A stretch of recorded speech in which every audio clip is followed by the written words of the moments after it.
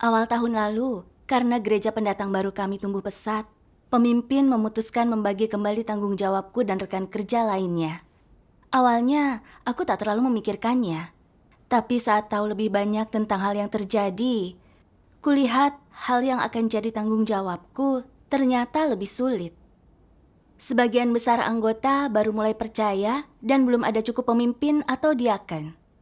Namun, gereja pimpinan Saudari Liu jauh lebih baik dari gerejaku. Para umat baru di sana berkualitas. Pemimpin dan diaken mereka juga bertanggung jawab. Aku tak bisa menahan diri iri kepadanya. Aku bertanya-tanya, kenapa dia bisa mendapat gereja yang lebih bagus, sementara gerejaku punya banyak masalah. Itu akan membuatku lebih bekerja keras. Jika tak bisa gerakan gereja, apa pendapat pemimpin tentangku? Apa dia akan bilang, aku ini tidak kompeten dan tak bisa bekerja? Dia mungkin saja meremehkanku. Memikirkan itu membuatku sangat tidak puas. Di pertemuan gereja-gereja setelahnya, selalu ada masalah untuk diatasi yang butuh banyak waktu. Masing-masing dari gereja memiliki semua masalah ini. Aku kurang tidur dan benar-benar sengsara. Kok jadi menentang? Iya.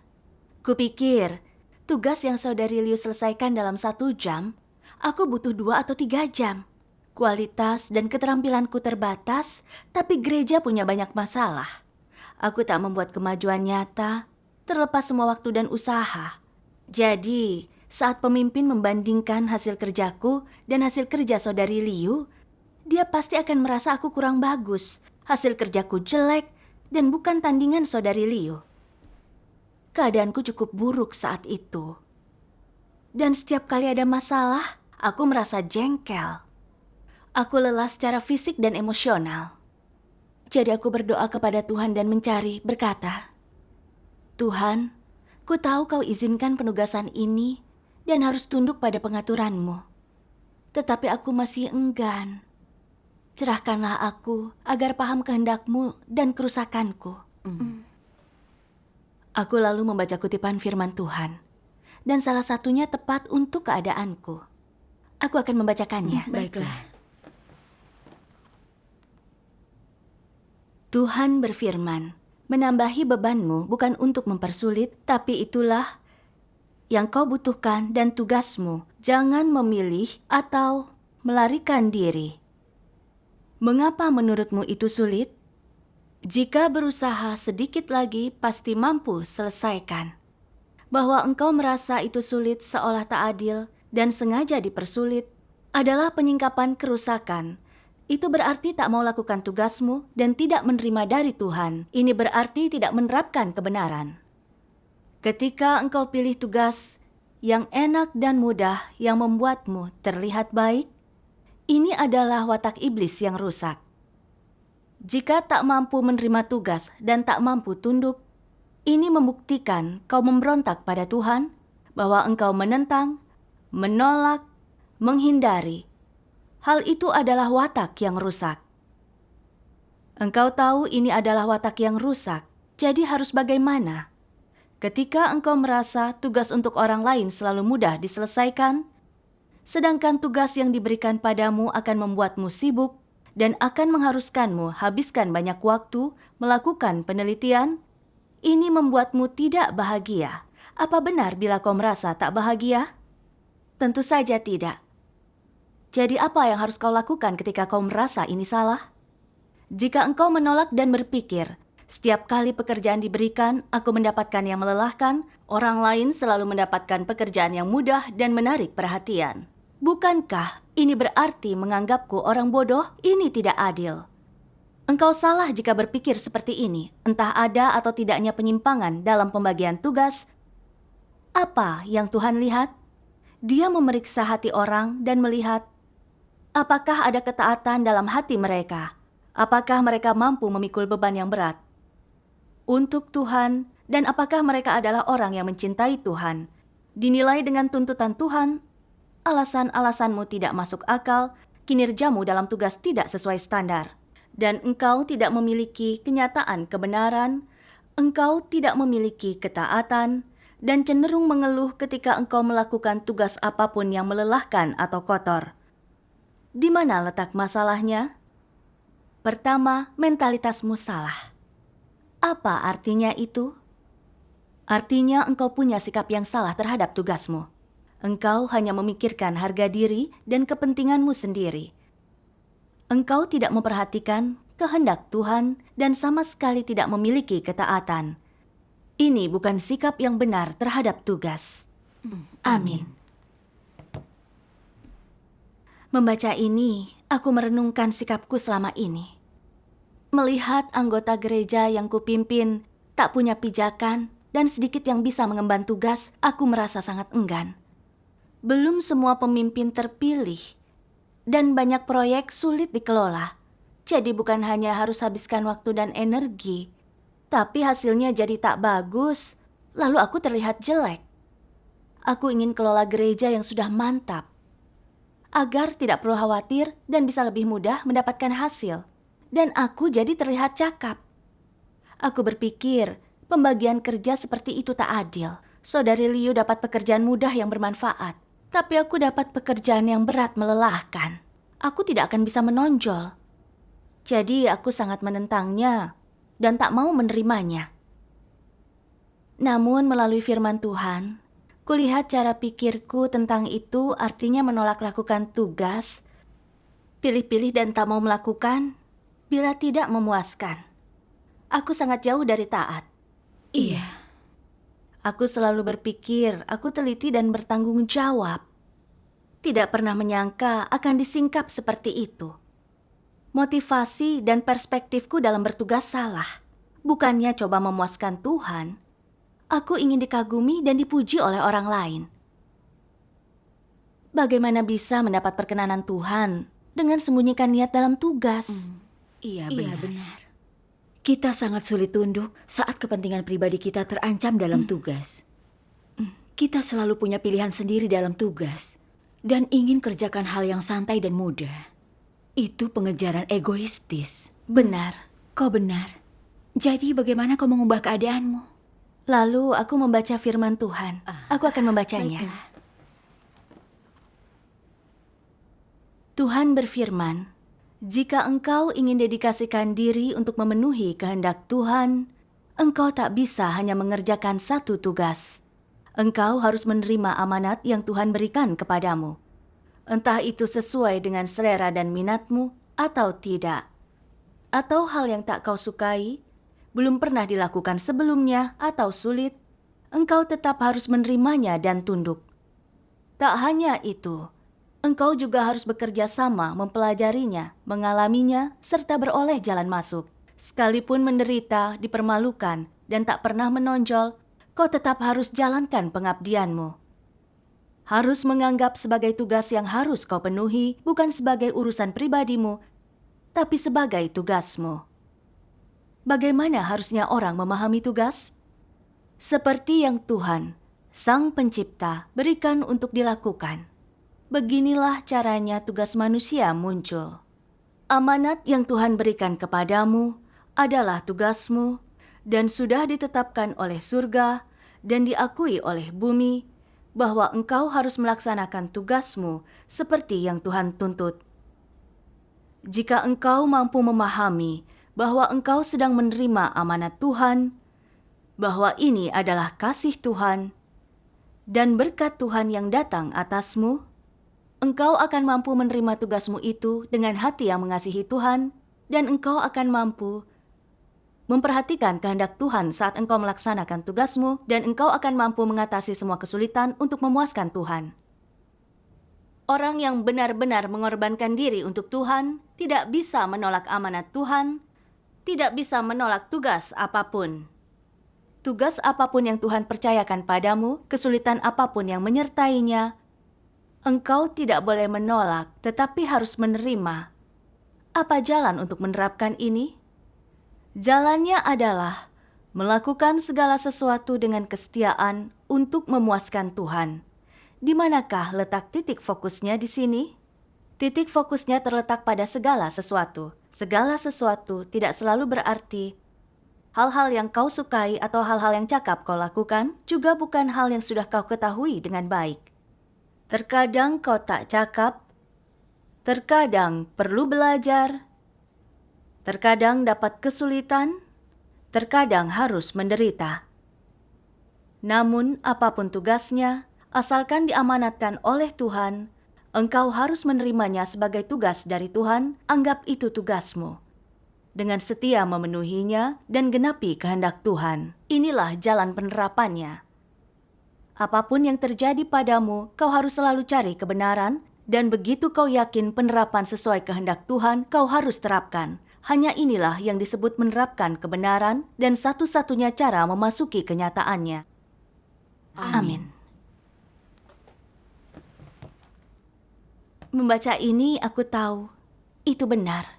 Tugas datang dari Tuhan, itu amanat untuk kita, dan itu tanggung jawab kita.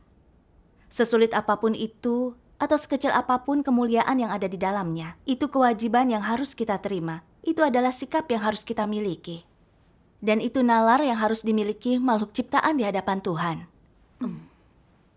Gereja yang kukelola bukanlah yang kuinginkan. Hasratku akan status tak terpenuhi, tapi itu amanat Tuhan untukku. Aku harus bisa terima dan tidak melihat tugasku dari perspektif yang salah.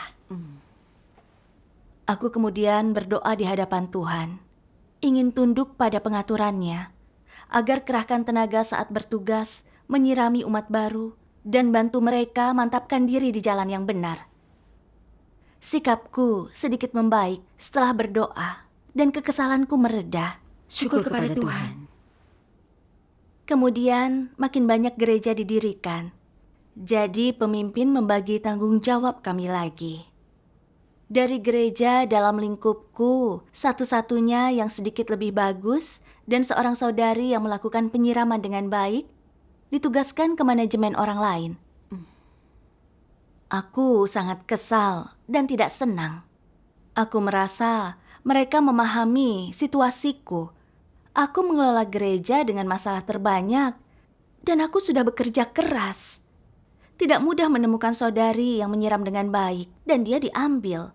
Jadi bagaimana aku bisa menyelesaikan pekerjaanku? Jika aku terus berjuang untuk hasil bagus, apa pendapat orang tentang diriku? Mereka akan pikir aku tidak kompeten. Itu akan sangat memalukan. Bagaimana aku bisa muncul di rapat rekan kerja setelah itu? Memikirkan ini membuatku menangis. Menghadapi hal yang sama adalah ujian dari Tuhan. Benar. Aku juga sadar aku tidak puas dan tidak taat lagi. Aku langsung berlutut dalam doa dan mulai merenungkan diri. Lalu aku membaca kutipan firman Tuhan. Aku akan membacanya. Baiklah. Tuhan berfirman, dalam pekerjaan apapun, orang yang anti-Kristus tak pernah memikirkan kepentingan rumah Tuhan. Mereka hanya pertimbangkan apa kepentingan mereka sendiri akan terpengaruh, hanya memikirkan pekerjaan di depan mereka yang menguntungkan mereka. Bagi mereka, pekerjaan utama gereja hanya sesuatu yang dilakukan di waktu luang. Mereka tidak menganggapnya serius. Mereka hanya berupaya asal-asalan, hanya melakukan sesuka mereka, dan hanya melakukan pekerjaan mempertahankan kedudukan dan kekuasaan mereka. Di mata mereka, pekerjaan apapun dari rumah Tuhan, pekerjaan mengabarkan Injil, dan jalan masuk kehidupan umat pilihan Tuhan, semua itu tidak penting. Tak peduli apapun tugas mereka, mereka hanya berpikir untuk tingkatkan penampilan.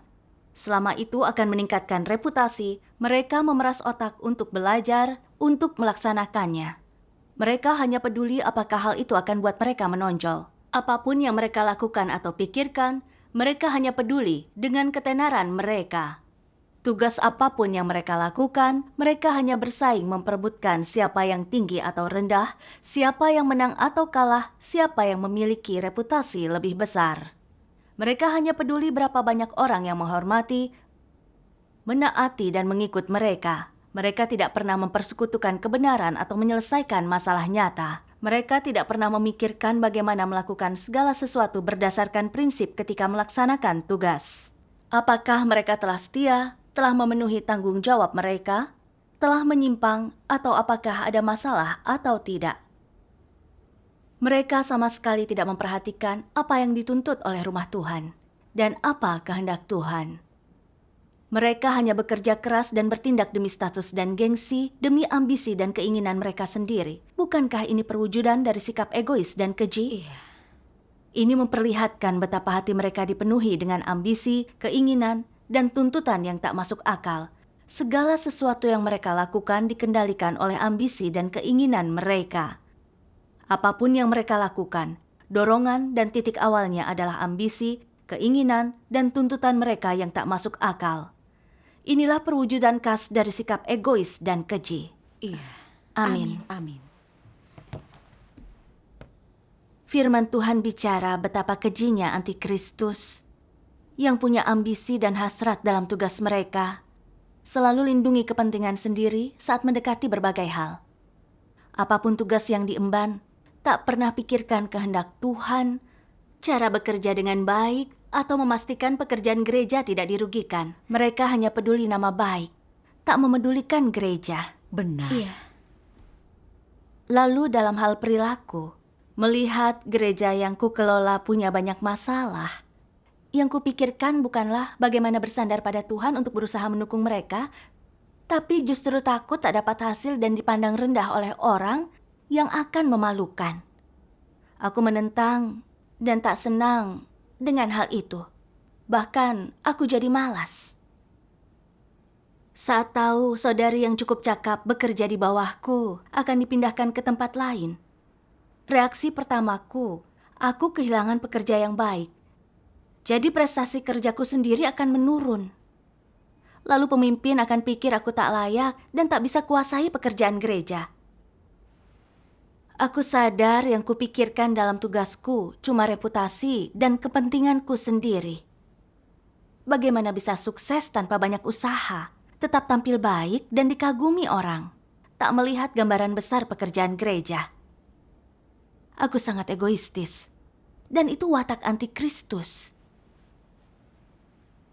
Jika cermat memikirkannya, gereja yang lebih sulit diserahkan padaku, itu kehendak Tuhan.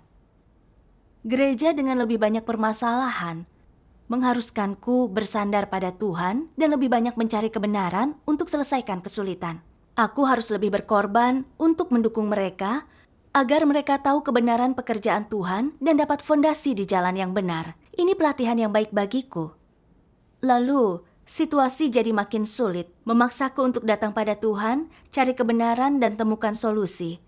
Aku bisa belajar banyak kebenaran dengan cara itu. Bagus untuk jalan masuk kehidupanku. Iya.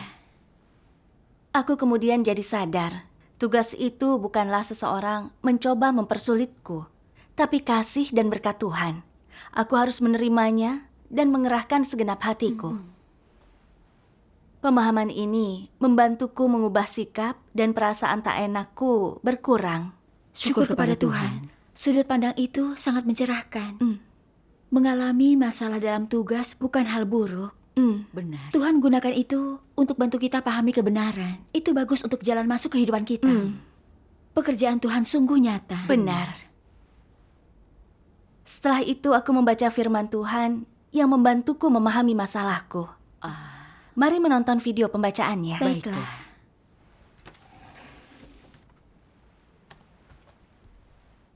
Tuhan Yang Maha Kuasa berfirman, "Jika seseorang berkata bahwa mereka mencintai kebenaran dan bahwa mereka mengejar kebenaran, tetapi pada dasarnya tujuan yang mereka kejar adalah untuk menonjolkan diri mereka sendiri, untuk pamer, untuk membuat orang mengagumi mereka, untuk mencapai kepentingan diri mereka sendiri, dan melaksanakan tugas mereka bukan untuk menaati atau memuaskan Tuhan, dan sebaliknya untuk memperoleh gengsi dan status, maka pengejaran mereka tidak dapat dibenarkan. Dengan demikian, dalam hal pekerjaan gereja, apakah tindakan mereka adalah penghambat atau apakah mereka membantu memajukannya? Mereka jelas merupakan penghambat. Mereka tidak memajukan pekerjaan gereja. Semua orang yang berkoar-koar menyatakan bahwa mereka sedang melakukan pekerjaan gereja, tetapi mengejar gengsi dan status pribadi mereka, menjalankan urusan mereka sendiri, membuat kelompok tertutup mereka sendiri, kerajaan kecil mereka sendiri. Apakah orang semacam ini sedang melaksanakan tugas mereka? Semua pekerjaan yang mereka lakukan pada dasarnya mengganggu, mengacaukan, dan merusak pekerjaan gereja. Apa akibat dari pengejaran mereka akan status dan gengsi? Pertama, ini memengaruhi bagaimana umat pilihan Tuhan makan dan minum firman Tuhan dan memahami kebenaran. Ini menghalangi jalan masuk kehidupan mereka. Itu menghentikan mereka memasuki jalur yang benar dalam kepercayaan kepada Tuhan dan membawa mereka ke jalan yang salah, yang merugikan umat pilihan dan membawa mereka menuju kehancuran. Dan pada akhirnya, apa akibatnya terhadap pekerjaan gereja? Itu mengakibatkan penghancuran, gangguan, dan perusakan. Inilah konsekuensi yang ditimbulkan oleh pengejaran orang akan ketenaran dan status. Ketika mereka melaksanakan tugas mereka dengan cara ini, bukankah ini dapat didefinisikan sebagai menempuh jalan antikristus? Ketika Tuhan meminta agar orang-orang mengesampingkan status dan gengsi, bukan berarti Dia sedang merampas hak kebebasan orang untuk memilih. Sebaliknya, sementara mengejar status dan gengsi, orang merugikan pekerjaan gereja. Mereka mengganggu jalan masuk saudara-saudari ke dalam kehidupan dan bahkan memengaruhi orang lain dalam hal makan dan minum firman Tuhan secara normal dan dalam memahami kebenaran, dan dengan demikian dalam memperoleh keselamatan Tuhan.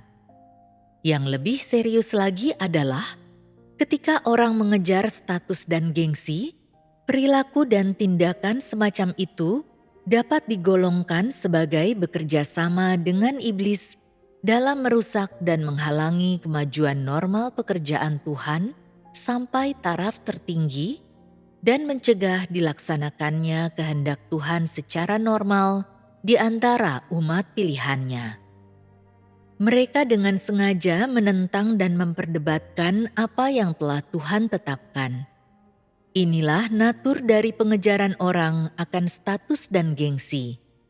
Masalah dengan orang yang mengejar kepentingan diri mereka sendiri adalah bahwa tujuan yang mereka kejar adalah tujuan iblis.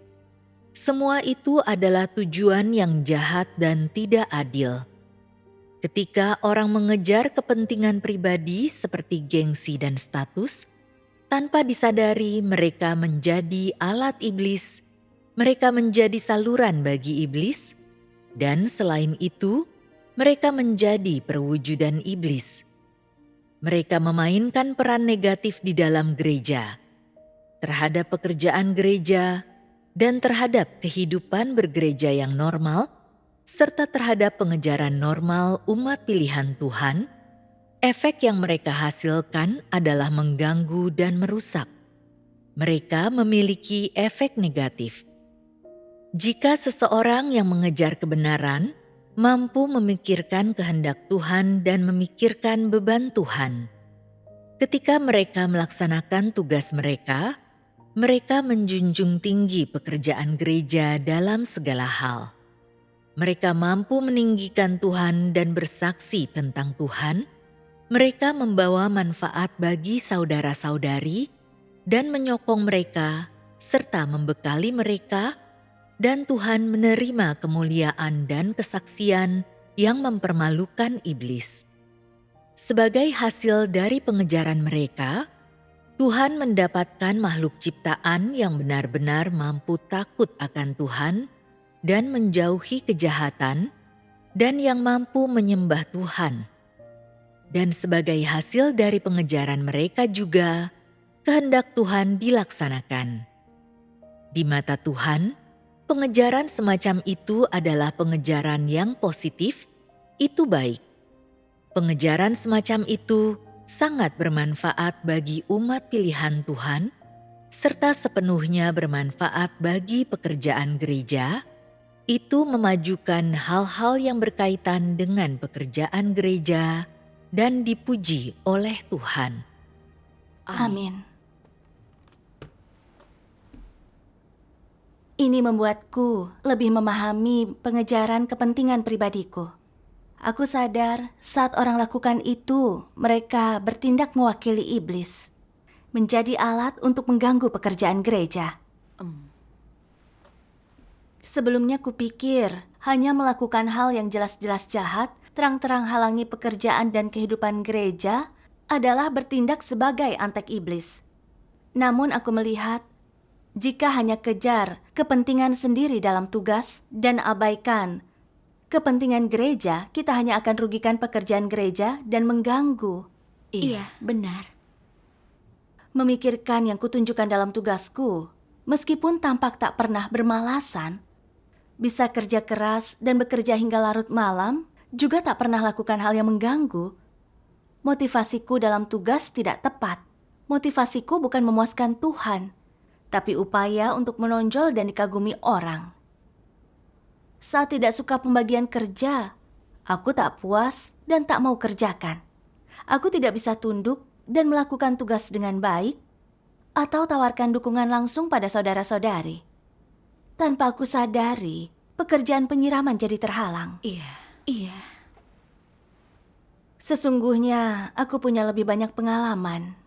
Beberapa saudari lain baru dalam pekerjaan itu tak terbiasa dengan pekerjaan gereja. Jadi memberikan gereja dan penyiram yang lebih baik untuk mereka, bagus untuk pekerjaan secara keseluruhan. Namun aku egoistis, mau pertahankan gereja dan pekerja bagus di bawah pimpinanku. Namun jika semua berjalan seperti mauku dan rekan kerja baru menangani gereja dengan banyak masalah, pekerjaan itu akan terpengaruh dan tidak akan efisien. Itu tak baik untuk gereja. Benar. Gerejaku punya lebih banyak masalah. Tapi itu sebenarnya pelatihan yang bagus untukku. Aku bisa bekerja sedikit lebih keras dan menyelesaikan beberapa masalah. Efisiensi keseluruhan kami bisa ditingkatkan. Bukankah itu pengaturan terbaik? Iya. Pengaturan Tuhan selalu yang terbaik. Benar.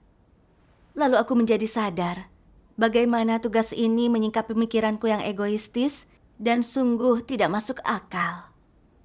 Aku juga lihat jika aku utamakan kepentinganku, itu hanya membahayakan pekerjaan rumah Tuhan.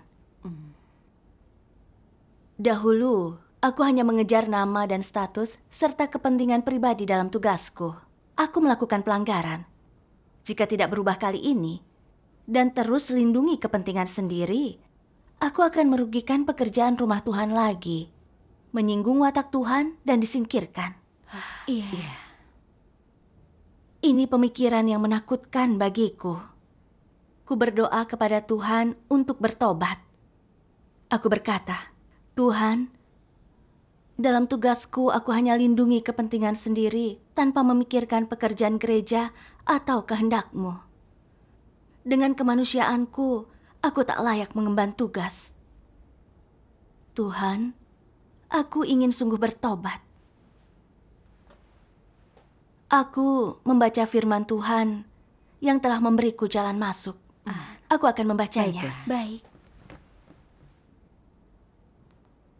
Tuhan berfirman, bagi yang bertugas, sedalam apapun pemahaman mereka akan kebenaran, penerapan paling sederhana untuk memasuki kenyataan kebenaran adalah dengan memikirkan kepentingan gereja dan lepaskan keinginan egoistis, status pribadi, motif, dan reputasi.